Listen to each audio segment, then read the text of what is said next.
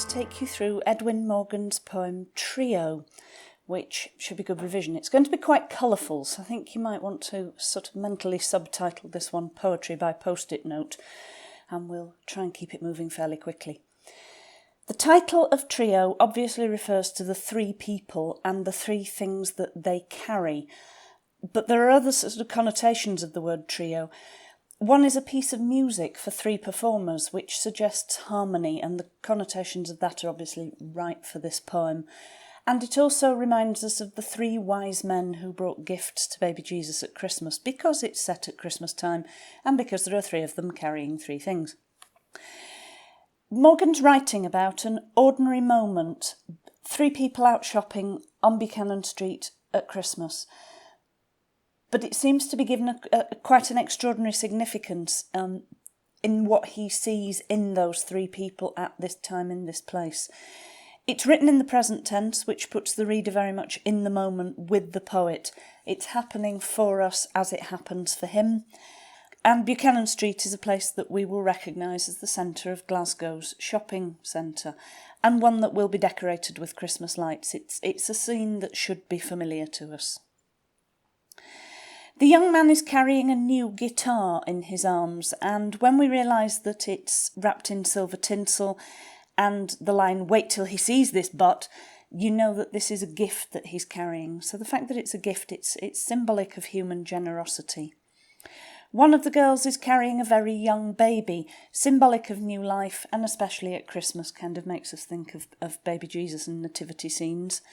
And the other girl is carrying a chihuahua, a breed of dog that doesn't really have any purpose except to be a pet. You never see anybody with a chihuahua as a guard dog or a guide dog.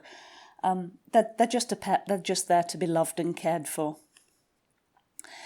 And as the three of them are laughing, and the line, "Their breath rises in a cloud of happiness," you can see their breath because it's cold, but it sort of becomes a bubble that envelops them, and their happiness seems to become a physically visible thing that protects and isolates them.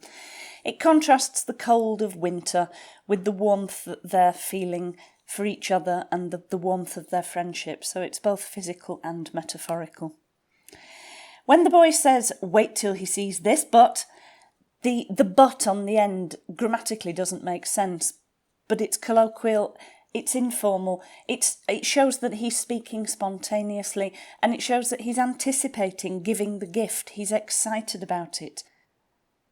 The Chihuahua has a tiny Royal Stuart tartan coat. This is slightly incongruous because Royal Stuart tartan is the tartan of Scotland's kings, and it's being worn by a very small pet dog.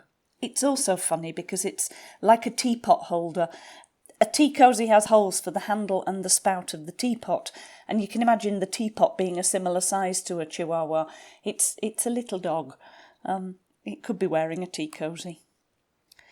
The baby, wrapped in its white shawl, is like a wedding cake in the way that sort of the idea of the white icing and the favours in a fresh sweet cake.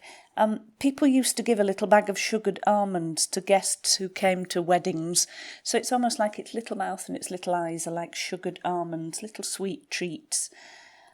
And it's also synecdoche, which means that you're using the part of something to represent the whole thing. So the eyes and the mouth represent the whole baby, partly because when it's well wrapped up in a shawl, that's probably all you can see. It's worth mentioning here as well that Morgan uses the words boy and girls to talk about this trio. They are young adults, certainly one of them at least is old enough to be a parent, and he does describe the boy as a young man somewhere else. But the word choice emphasises their youth, their happiness, the fun, the anticipation. It's all sort of children anticipating Christmas in that kind of language. The white that the guitar is wrapped in, I think, emphasises its newness. It's clean, it's pure, it's unmarked. But it also, with the word choice of milky, links back to the baby and the milk that the baby drinks. And the sprig of mistletoe on the guitar is the living bit. The others are living things, the baby and the dog. The guitar is inanimate, but it has this sprig of mistletoe tied onto it, which is a living thing. The choice of the word brisk suggests energy, and it suggests the way that the three of them are moving, as well as the life in the mistletoe.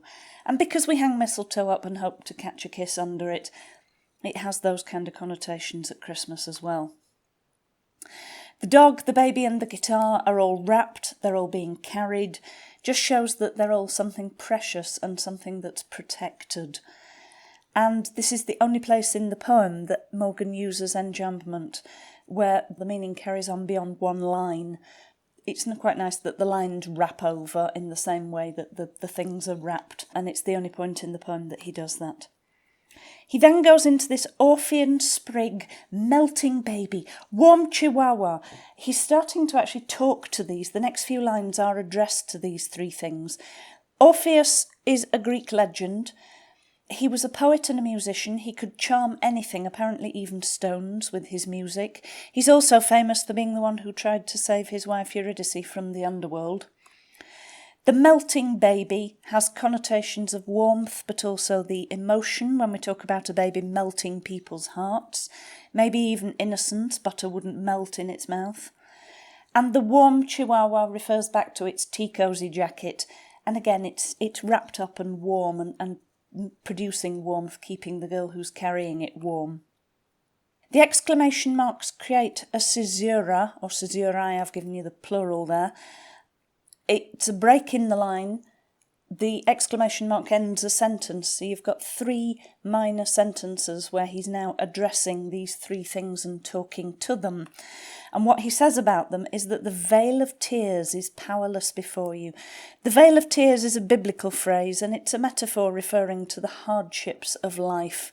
But it's powerless before these three. Whether Christ is born or is not born, the religious significance of Christmas is irrelevant. Whether you actually have faith or not, Morgan's suggesting that you should be celebrating life and being joyful anyway. Celebrate life, celebrate Christmas. And they've put paid to fate, these three things, the sprig, the baby, the chihuahua. Fate becomes a defeated enemy and it gives up its throne, which is what the word abdicate means. And then there's an odd placement of the next part of the line, under the Christmas lights. And Morgan does this as well at the end of Good Friday, when he shows the drunk man coming down off the bus and weaving his way away. He breaks the line up and does things with the physical placement of the line on the page.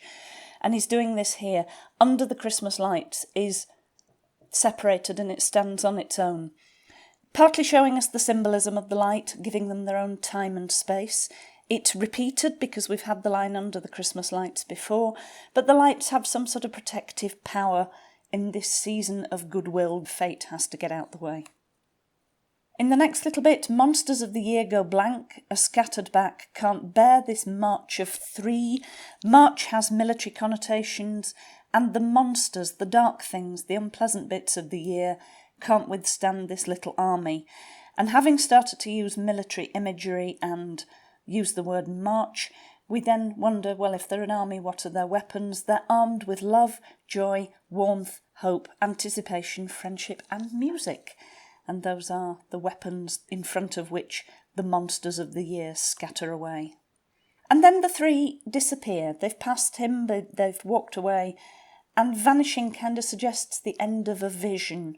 He's had this wonderful moment, this vision of the three people and the things they carry and everything they symbolise, and now it ends. But it doesn't end, because it says vanished, yet not vanished. They don't vanish, because they embodied something for him, something enduring, the power of joy and goodwill, and that doesn't fade with them, that stays with him.